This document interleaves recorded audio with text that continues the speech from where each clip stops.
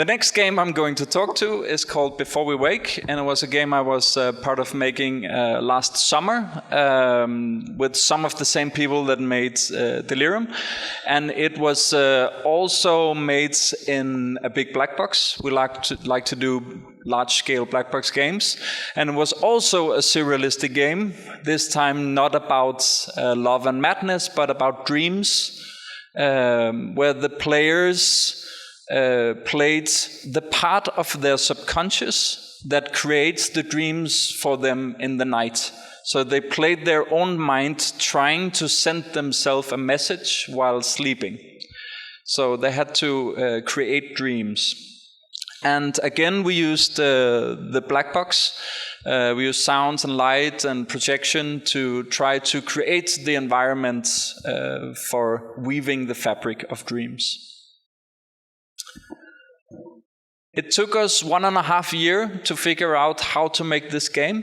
And it was a process that I think was very fun to be a part of. We decided in the start that we wouldn't just do the first thing that came into our minds, but we would have an iterative, playful approach.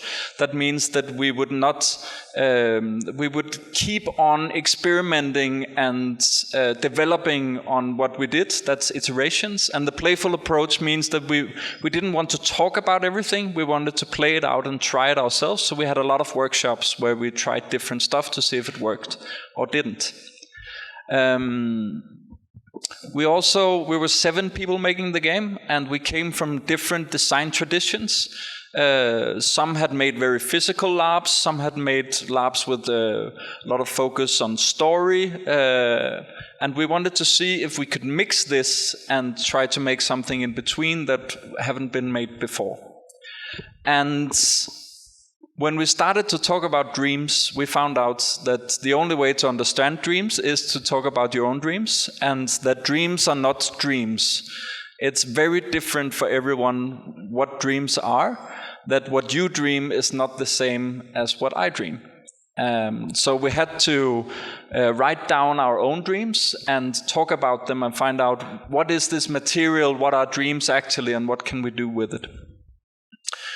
So we did so for 1.5 years, and we found out that what the dreams had in common was that they were fragmented, they were surreal and personal.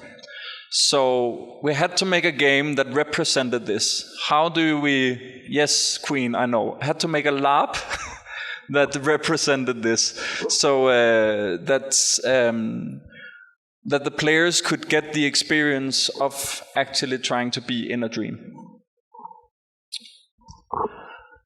Normally, a lot of Larps, they have coherence.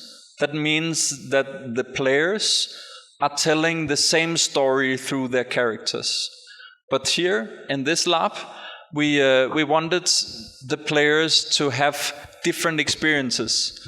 So this person sitting down here, Nina with the curled hair, just told me that the green thing represented seaweed, and there was something with an ocean.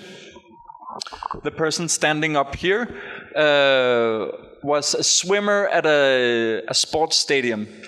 So they were not telling the same story at all, but it didn't matter, for the frame we made in this game, and this Larp, was that you interpret everything around you, and it's okay that someone steps into your dream and starts to talk about seaweed. Or if you thought you were on a spaceship, suddenly someone is talking about herding all their cows, because that's how dreams work, that suddenly something else come in from right and disturb your dreams. So there was no coherence. All the players had individual experiences of the storyline, and they had to interpret everything as they went along. So no one can tell the same war story from this Larp. Everyone has their own story of what actually happened. Before this Larp, we asked everyone to keep a dream journal for at least a month, and the things they played in the Larp was a distillation of symbols from their dreams, and afterwards what they had played out was written down in their dream journal on the next page and treated as a real dream. So we wanted it to be close and personal, and for people who wanted to, they could use it as a form of dream therapy.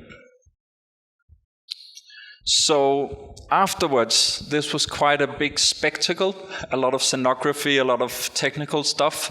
We wanted to take the game, the lab, on the road and present it to other people. So how do we boil down this? And all of you are going to play the Night Cafe, which is a boiled down version of Before We Wake that I'm going to run tomorrow and the next 3 days. And this is the Night Cafe that one of my co-organizers did in the fall at Black Box Copenhagen. And just as we did with the process, that it's an iteration, it's not the same Night Cafe that you're going to try tomorrow. And maybe the person's playing the day after that will play something different, we don't know. It will keep on being an iteration.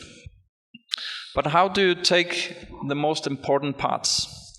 What we try to boil down is, instead of having a lot of runtime direction from the organizers, so instead of having a lot of technical stuff to run the game, then we will try to make a space where you can run the game yourself. And instead of having a lot of personal stuff to be the bedrock of the characters, then we will try to design for differentiation, so it's easier to make up characters. You don't have to write a dream journal tonight to be able to play the Larp tomorrow.